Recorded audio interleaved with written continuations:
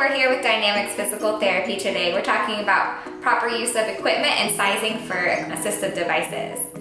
So first, let's go ahead and take a look at proper use of a cane and how to size it. And here's a video to properly demonstrate it. If you have a weakness that's greater on one side of your body, you will want to hold the cane on the opposite side. Or if you have general weakness or your balance is a little off, you can hold the cane in either hand. Here I am demonstrating how to use the cane for someone who has left-sided weakness. In this case, you want to place the cane on the right side and have it hit the ground the same time your left foot strikes.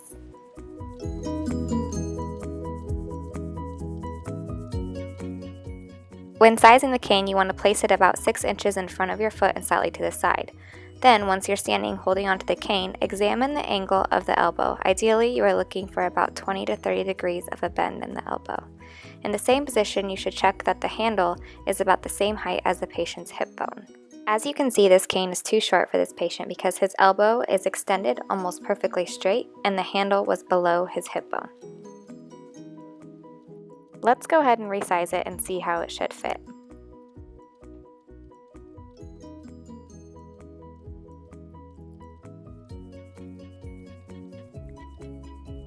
Yes, much better. Now the patient has a comfortable 20 to 30 degree bend in their elbow and the hip bone is the same height as the handle.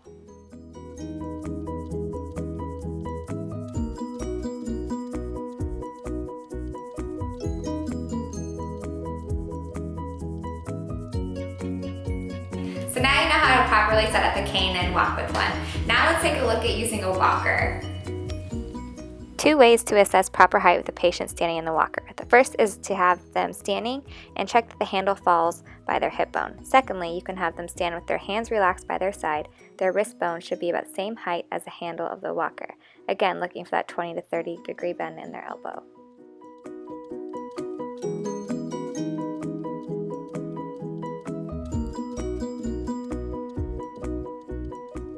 Let's go ahead and see how this walker fits this gentleman.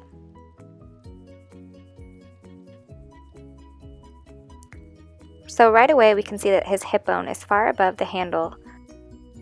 Also, looking at his elbow is almost entirely straight. This is actually very common for us to see with our patients, is patients' walkers being too low. This can cause other pain-related issues and is a safety concern. So let's go ahead and adjust the walker and see how it can fit the patient.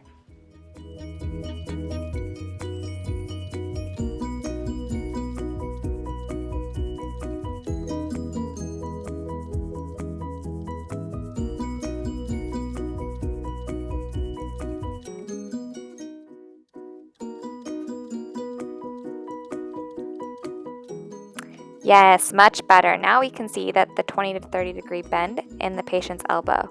When his arms are relaxed by his side, we can also see that his wrist is the same height as the handle.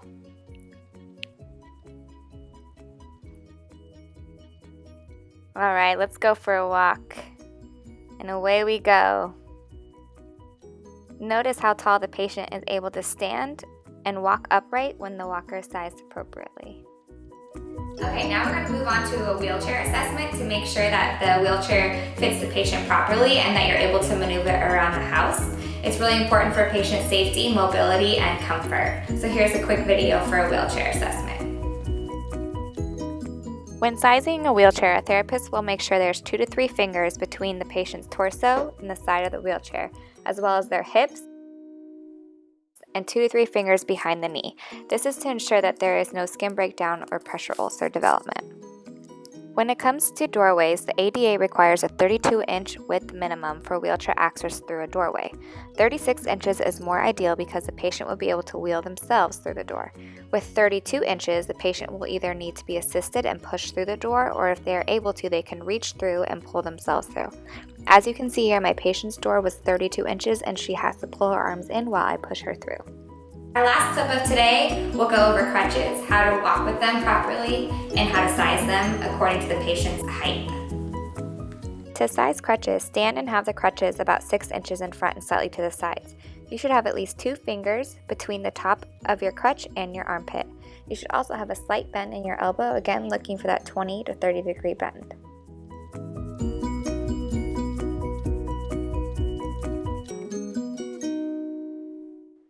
Also important when standing up with crutches to have them on one side, usually your side of your injured or weak side. Stand up, find your balance, and then place one on the other side. Okay, and a quick assessment with patient standing. 2 fingers from the top of the crutch to the armpit. Looking at that elbow, there's a slight bend, 20 to 30 degrees. All right, and away we go.